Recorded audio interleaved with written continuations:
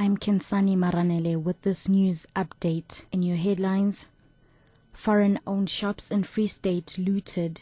South African government reviews tax in mining industry. Mining Resources Minister Susan Shabangu has confirmed that the government is reviewing the tax regime for the mining industry. However, she says it's mindful of the need to allow the sector to attract more investment. Shabangu has fielded questions at an international mining indaba in Cape Town about a leaked report of an ANC task team set up to investigate the issue of nationalization.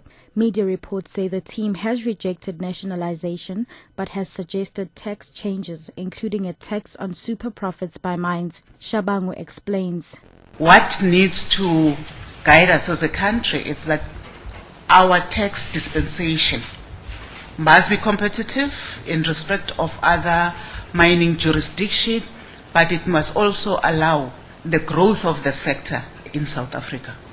Closing arguments in the trial within a trial on the admissibility of alleged confessions in the Eugene Dereplanche murder case has been adjourned to tomorrow in the Circuit High Court in Ventersdorp in the Northwest. Chris Mahlangu's lawyer, Khomotso Tlowane, fell ill yesterday and was booked off. The state and defense were due to present their closing arguments. Mahlangu and another farm worker, a teenager, are on a trial for bludgeoning the right-wing leader to death in April 2010. SABC senior court reporter Candice Klein has the details. Khomotso Tlowane's illness has thrown a spanner in the works, but Judge John Horn was intent on keeping to schedule. The judge decided not to hear oral arguments from the defense and the prosecution. Instead, both sides will present arguments on paper and hand it to the judge for consideration. The two sides will exchange their heads of arguments by close of business today before submitting it in court tomorrow morning.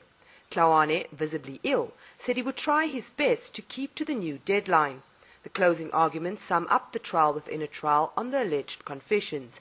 The defense is fighting to have this evidence thrown out of court. Candice Klein, SABC News, Ventersdorp.